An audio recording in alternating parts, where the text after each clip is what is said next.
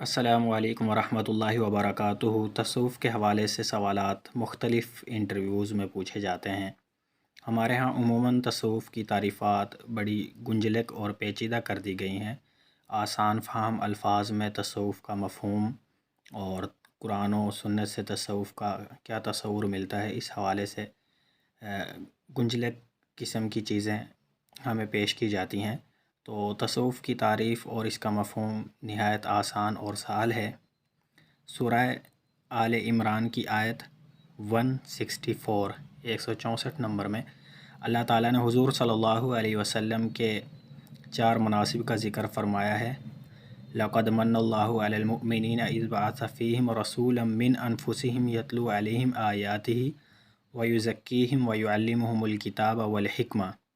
تلاوت آیات، تزکیہ، تعلیم حکمت اور تعلیم کتاب۔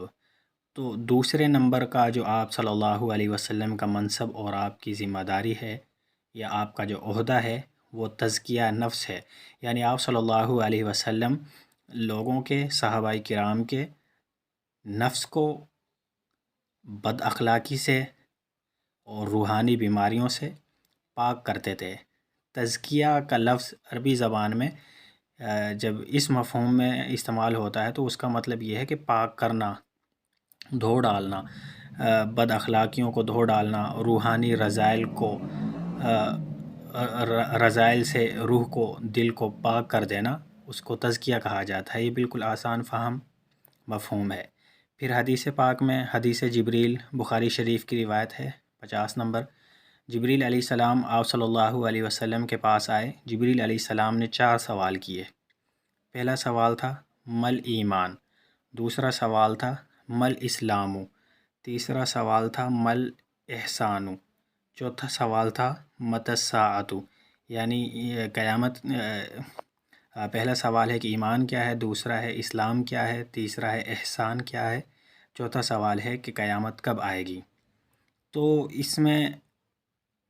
اس حدیث میں اگر غور کیا جائے تو پتہ یہ چلا کہ دین میں 3 چیزیں ہیں، کیونکہ یہ جو حدیث ہے یہ آپ صلی اللہ علیہ وسلم کی زندگی کے آخری مراحل کا یہ واقعہ ہے جب دین اپنی تکمیل کی طرف گامزن تھا۔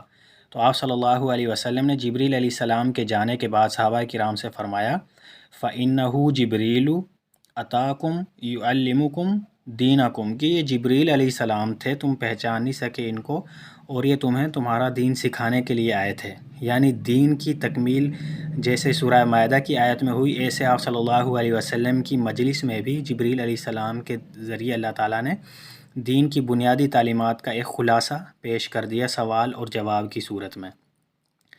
تو اس میں 3 چیزوں کا علم ہوتا ہے کہ دین میں 3 چیزیں ہیں۔ پہلا ہے علم کلام، یہ عقیدے سے تعلق رکھتا ہے، یعنی ایمان کے بارے میں جبریل علیہ السلام نے سب سے پہلے سوال کیا تھا مل ایمانو، تو ایمان عقائد پر مشتمل ہے، ان کا تعلق دل سے ہے، اللہ پر ایمان لانا، فرشتوں پر، کتابوں پر، نبیوں پر، اچھی بری تقدیر پر، قیامت پر، دوبارہ زندہ ہونے پر، تو اس کا تعلق عقائد سے ہے۔ تو دین کا پہلا شعبہ علم العقائد ہو گیا۔ پھر اسلام کے بارے میں سوال پوچھا۔ اسلام کا تعلق ظاہری اعمال سے ہے، نماز ہے، روزہ ہے، پاکی ناپاکی، حج، زکوٰۃ، روزہ۔ تو اس کا تعلق علم المسائل سے ہے، یہ ہو گیا فقہ۔ پہلا علم الکلام جو عقیدے سے بحث کرتا ہے، دوسرا ہو گیا علم المسائل جس کو فقہ کہا جاتا ہے جو حلال و حرام سے بحث کرتا ہے۔ تیسرا سوال جبریل علیہ السلام نے پوچھا تھا مل احسان، احسان کیا ہے؟ تو یہ تیسرا علم جو ہے یہ علم الاخلاق ہے، اسی علم الاخلاق کو تصوف کہہ دیا جاتا ہے۔ یعنی علم الاخلاق کو قرآن نے تزکیہ کے لفظ سے تعبیر کیا اور جبریل علیہ السلام نے آپ صلی اللہ علیہ وسلم سے احسان کے لفظ سے سوال کیا، یعنی حدیث جبریل میں احسان کے لفظ سے تعبیر کیا گیا ہے علم الاخلاق کو۔ اور ہمارے ہاں بر صغیر میں اور اس علم الاخلاق کے جو لوگ تھے، جیسے حدیث کی خدمت کرنے والوں کو محدث کہا جانے لگا، قرآن پاک کی خدمت کرنے والوں کو مفسر کہا جانے لگا، علم المسائل یعنی حلال حرام، پاکی ناپاکی کے شعبے سے وابستہ لوگوں کو، علماء کرام کو فقیہ کہا جانے لگا، مجتہد کہا جانے لگا. اسی طرح علم الاخلاق سے جو لوگ وابستہ تھے ان کو صوفی کہا جانے لگا. پھر صوفی کی وجہ سے اس علم الاخلاق کا نام تصوف پڑ گیا. صوفی کا کیا مطلب ہے؟ اس کے بارے میں مختلف آراء ہیں. بعض کے نزدیک صوفی صفا سے ماخوذ ہے، کیونکہ یہ لوگ ظاہر اور باطن دونوں طرح کی صفائی اور پاکیزگی کا بہت زیادہ اہتمام فرماتے تھے، اس لیے ان کو صوفی کہا جانے لگا.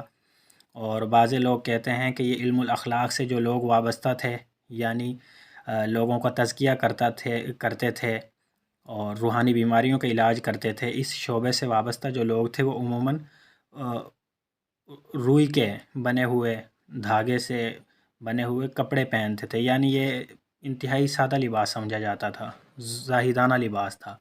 تو وہ صوف کہتے ہیں عربی میں روئی کو. تو روئی کے بنے ہوئے دھاگے کے سادہ کپڑے پہنتے تھے، اس لیے ان کو صوفی کہا جانے لگا. تو یہ صوفی کے لفظ کی ایک تاریخ ہے کہ صوفی کو صوفی کیوں کہا جاتا ہے.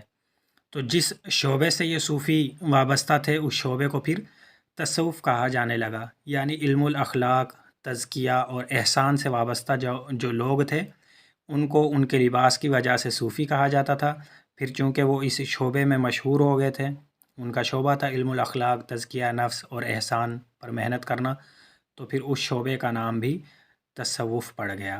یہ تصوف کا مختصر سا آسان فہم مفہوم ہے، اس کو بہت مشکل بنا کر پیش کیا جاتا ہے. پھر ایک سوال یہ بھی ہے کہ سب سے پہلے صوفی کون تھے، یا سب سے پہلے صوفی کے لقب سے کن بزرگ کو یا کس ولی کو ملقب کیا گیا؟ وہ ابو الہاشم الکوفی تھے، جن کی وفات 50 ہجری میں ہوئی تھی. ان کو پہلا صوفی کہا جاتا ہے، اور یہ سوال بھی بارہا پوچھا جا چکا ہے. اسی طرح ایک سوال یہ بھی کیا جاتا ہے کہ تصوف پر سب سے پہلی کتاب کون سی لکھی گئی تھی. تصوف پر یعنی علم الاخلاق پر کتابیں تو 2 صدی ہجری میں لکھی جانا شروع ہو گئی تھیں، جن میں امام حضرت عبداللہ بن مبارک رحمۃ اللہ علیہ کی کتاب الزہد بہت مشہور کتاب ہے، آج بھی دستیاب ہے، چھپی ہوئی ملتی ہے. اس کو بھی تصوف کی پہلی کتاب تسلیم کیا جاتا ہے، کیونکہ اس کتاب میں ان احادیث کو جمع کیا گیا جن میں زہد کی ترغیب دی گئی ہے. اسی طرح 2 صدی ہجری ہی میں شیخ یحییٰ بن معاذ رازی نے کتاب المریدین، اس کو مریدین پڑھتے ہیں بعض لوگ، یہ مریدین ہے، مرید کی جمع ہے، کتاب المریدین لکھی تھی. اسی طرح شیخ عمر بن محمد بن عبد الحکیم المعروف ابو حفص نے قیام اللیل و تہجد کے نام سے کتاب لکھی تھی. یہ بھی چونکہ تزکیہ اور علم الاخلاق سے بحث کرتی تھی، اس لیے یہ بھی تصوف ہی کی کتاب سمجھی جاتی ہیں.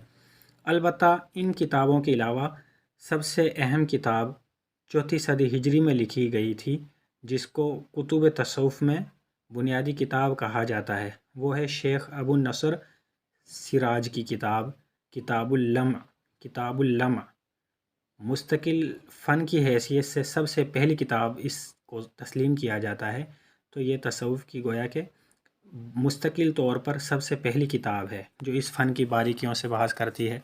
پھر ایک سوال یہ بھی پوچھا جاتا ہے کہ کیا آج کل بھی تصوف موجود ہے، یا تصوف پایا جاتا ہے، یا صوفی پائے جاتے ہیں؟ تو اس کا جواب یہ ہے کہ ہر شعبے میں، جیسے حدیث کے شعبے میں بہت سے منکرین حدیث پیدا ہو گئے، اور حدیثیں گھڑنے والے پیدا ہو گئے، جھوٹی حدیثیں بیان کرنے والے پیدا ہو گئے. تو اسی طرح تصوف کے شعبے میں بھی بہت سے جھوٹے لوگ، دنیا پرست پیدا ہو گئے. لیکن اس کا یہ مطلب نہیں کہ یہ شعبہ بالکل ناپید ہو چکا ہے. یہ دین کا بنیادی شعبہ ہے. دین کی 3 بنیادی تعلیمات جو حدیث جبریل میں بیان کی گئی ہیں، یعنی 3 علوم جو بیان کیے گئے ہیں، علم العقائد، علم المسائل اور علم الاخلاق، ان میں تیسرے درجے پر یہ بنیادی علم سمجھا جاتا ہے، علم الاخلاق. اور آج بھی اگرچہ اس شعبے میں بہت زیادہ دنیا پرست لوگ آ گئے اور یہ شعبہ زوال کا بھی شکار رہا، لیکن اس کے باوجود یہ شعبہ آج بھی موجود ہے، کیونکہ آپ صلی اللہ علیہ وسلم کا ایک منصب اور ذمہ داری لوگوں کا تزکیہ کرنا بھی تھا. تو آپ صلی اللہ علیہ وسلم کے فیوض اور آپ صلی اللہ علیہ وسلم کے علوم کا ایک سمندر یہ بھی ہے، اور اس سمندر کا خشک ہو جانا یا اس سمندر کا ختم ہو جانا یہ بالکل ناممکن ہے۔